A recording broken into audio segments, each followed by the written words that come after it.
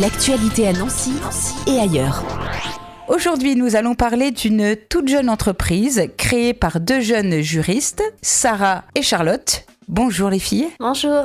Nous allons parler de Sacha. Sacha, c'est quoi, Charlotte? Sacha, c'est une future application mobile qui a vocation à faire de l'adoption entre particuliers quelque chose de responsable et bienveillant. Sacha propose une alternative éthique et sécurisée au site de petites annonces pour l'adoption d'animaux et encadre juridiquement et avec bienveillance les utilisateurs dans les différentes démarches de l'adoption. Sarah, pourquoi Sacha? Nous avons créé Sacha parce que nous avons fait le constat double que les cédants, donc les personnes qui souhaitent céder leur animal, le font pour des raisons qui leur est propre, notamment pour une personne âgée qui doit se rendre en EHPAD, une grave maladie. Malheureusement pour eux, ils doivent céder leur animal et c'est à contre-cœur. Et l'idée de l'application, c'est pour leur permettre de trouver une famille qui sera aimante et bienveillante pour leur animal. Parce que souvent, ces personnes-là, comme je disais tout à l'heure, c'est à contre-cœur qu'ils les cèdent et ils sont soucieux de l'avenir de leur animal. Pareillement, il y a beaucoup d'adoptants qui souhaitent adopter des animaux, mais il reste quand même des personnes qui ne se rendent pas compte de ce que ça représente, une telle adoption. C'est une adoption de toute une vie pour l'animal. Voilà, on l'a entre 15 et 16 ans en moyenne. Et on veut les sensibiliser pour éviter justement les cessions multiples. Et du coup, notre application, elle a aussi pour objectif de mettre en avant des articles, d'expliquer ce que ça représente d'avoir un animal, le coût, l'engagement aussi vis-à-vis de cet animal, lui apporter de l'affection, de l'amour. C'est pas un produit, c'est Un animal fait partie de la famille. Voilà, c'est un être vivant et il faut prendre soin de lui. Oui. Si demain, je souhaite adopter un animal, je me rends sur Sacha. Comment ça se passe ?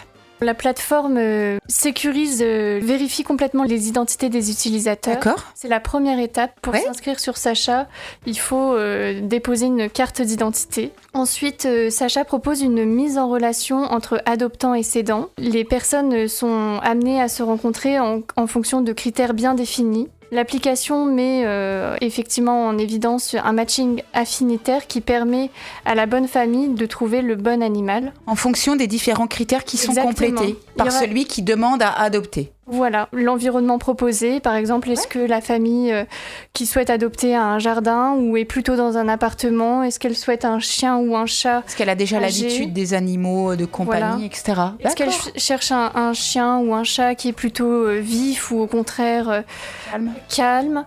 Et grâce à ces critères, on permet à des familles de se retrouver et éventuellement de concrétiser une adoption. Et par ailleurs, donc il y a cette possibilité de consulter des articles. Sacha automatise complètement le cadre légal si y a un matching qui se fait. Oui, parce que dans l'exemple que je prends, moi je m'inscris et je tombe, je dis je veux adopter un chien jeune, j'ai l'habitude, etc. Comment je sais qu'il y a un matching? C'est vous, Charlotte et Sarah, qui prenez les choses en main ou ça se passe comment? C'est l'application qui le gère intégralement. C'est comme un site de rencontre. J'étais en train de penser à Tinder, mais voilà. C'est l'idée. Vous l'avez dit. Donc, est-ce que là aussi, il y a les familles se rencontrent avec l'animal qu'on souhaite adopter, etc.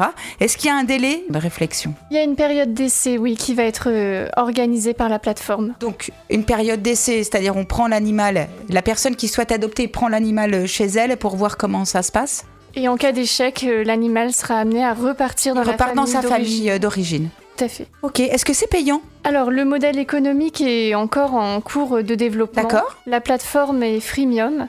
Okay. On offre la possibilité à toute personne d'accéder à la plateforme, mais il y a des fonctionnalités payantes. Ok, par exemple? Par exemple, la possibilité de trouver davantage de profils ou la possibilité de mettre plus de photos, plus de vidéos pour décrire l'animal. Donc, la base, après on va parler peut-être d'options, la base, c'est gratuit. Exactement. Et après, si par exemple, je sais pas, je dis je voudrais voir plus de photos ou je veux pouvoir avoir accès à peut-être d'autres profils de chiens parce que j'ai pas un profil arrêté, là ça devient payant. Et également l'accompagnement dans les démarches de l'adoption. Ça, c'est systématiquement payant. Si la personne souhaite adopter et se faire accompagner par la plateforme, elle le peut. Et à ce stade, le prix n'est pas encore défini. C'est en cours de structure de notre côté. Okay. Mais les ressources, les guides, les articles seront intégralement gratuits. D'accord. Alors, ce qui est très intéressant, c'est qu'en plus, le fait que ce soit payant et que les personnes, du coup, donnent une somme d'argent pour pouvoir accéder à cette adoption, c'est encore plus sécurisant. C'est-à-dire que c'est vraiment des gens qui ont envie d'adopter.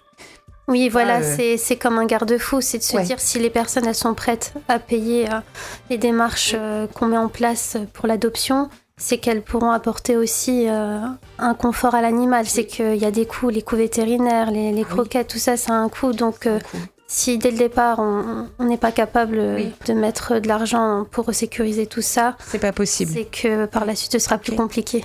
Et vous, dans tout ça, est-ce que vous avez des animaux ? Alors moi, oui, j'ai un chat qui s'appelle Bobby. Il a 5 ans. Charlotte ? Moi, j'ai pas d'animaux, mais j'ai grandi avec un chat et un chien et je suis très attachée à eux. Dernière petite question, comment l'application est amenée à évoluer et à se concrétiser dans le temps ? Alors, afin de permettre le développement de l'application, nous avons lancé un financement participatif sur Ulule. Ok. Parce que voilà, le développement, ça a un coût. Plus on veut y mettre de fonctionnalités sur cette application pour apporter aussi la qualité auquel on veut prétendre, nous avons besoin de recueillir des fonds. Donc, pour ceux qui nous écoutent, n'hésitez pas à regarder nos réseaux et notamment à aller sur notre site internet afin d'en connaître davantage sur ce projet.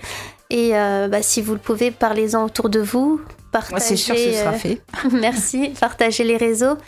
Et si vous le pouvez, participez. Eh bien, super. Donc, c'est bien sur Ulule. Hein ? Voilà, c'est sur Ulule. Ok. Donc, on rappelle le nom de la plateforme, Sacha. D'accord. Est-ce qu'on peut vous retrouver sur Facebook, Insta ou ce genre de choses ? Oui, on est en train de créer des communautés sur Facebook, Instagram et on est aussi présente sur LinkedIn. Ok.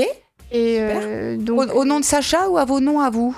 Au nom de Sacha. Au nom de sur Sacha. Instagram, c'est sacha.application. Sur Facebook, Sacha, le foyer idéal pour votre animal. Et LinkedIn, c'est également Sacha, le foyer idéal pour votre animal. Rendez-vous sur Sacha. En plus, l'équipe est super sympa. Merci les filles, à bientôt. L'actualité à Nancy et ailleurs. C'est sur Fudget. Pour y participer, contactez-nous au 03 83 35 22 62.